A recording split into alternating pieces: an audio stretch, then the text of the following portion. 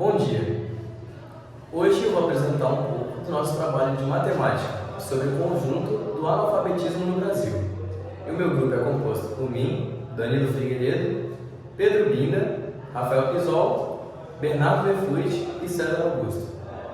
Bom, para a gente começar a falar sobre o analfabetismo no Brasil, a gente precisa considerar que também a nossa sociedade tem uma grande dependência dos recursos linguísticos e de escrita.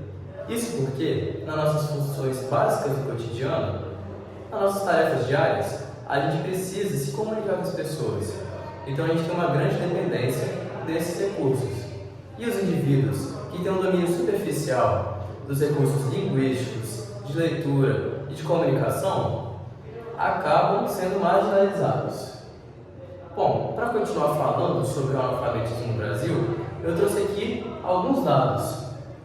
Bom, na população brasileira, nós temos 6,6%, que são mais ou menos 11 milhões de pessoas com 15 anos ou mais que não têm domínio algum, nem de leitura, nem de escrita, nem de comunicação. E, para a gente considerar esse conjunto total de analfabetos, a gente cria algumas subdivisões. A primeira subdivisão é dos analfabetos rudimentares. Esses são aqueles que têm poucos domínios de escrita e de leitura, são domínios básicos, como por exemplo, escrever o próprio nome. No segundo subconjunto, nós temos aqui os analfabetos funcionais. Esses são aqueles que conseguem ler algumas frases, mas eles têm uma interpretação muito rasa, eles têm dificuldade para interpretar aquilo que lhes é passado. E, por fim, só ressaltar que o conjunto total dos analfabetos são marginalizados. E é por isso que a gente escolheu esse tema para debater e tratar no nosso trabalho de matemática. Bom, e continuando a fala do Danilo, eu vou destacar mais alguns subconjuntos do conjunto de analfabetos da população brasileira. Bom, e aqui a gente pode ver que quando a gente muda a análise por idade para 60 anos ou mais, essa taxa de analfabetismo, que é de 6,6%, sobe para 18%. E aqui eu tenho um gráficozinho ressaltando isso. Bom, e a partir desses dados a gente pode entender que com o passar do tempo, houve uma melhora na educação brasileira, visto que a taxa de analfabetismo reduziu por 3 em algumas décadas.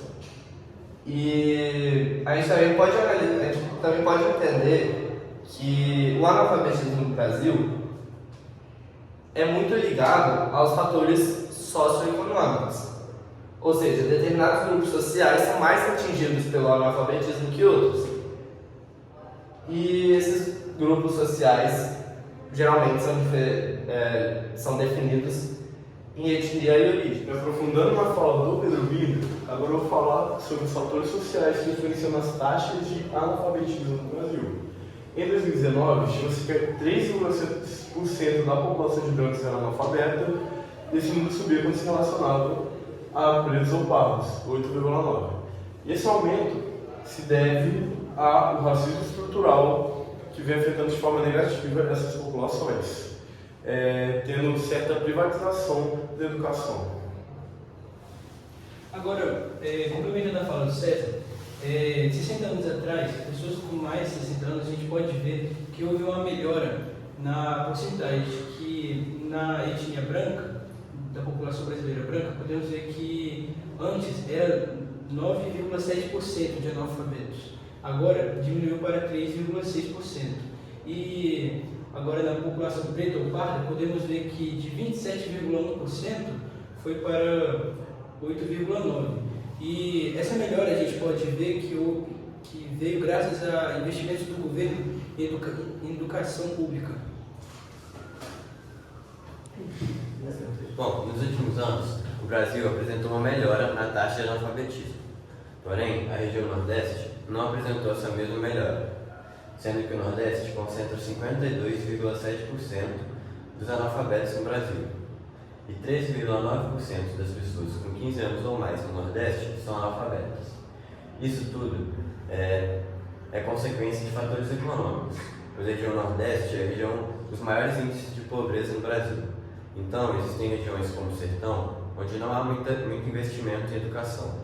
E também existem famílias que se encontram em situação de miséria e por isso as crianças e jovens deixam de frequentar as escolas. Tendo menor acesso à educação, consequentemente o índice de alfabetização também vai ser menor. Obrigado por assistir.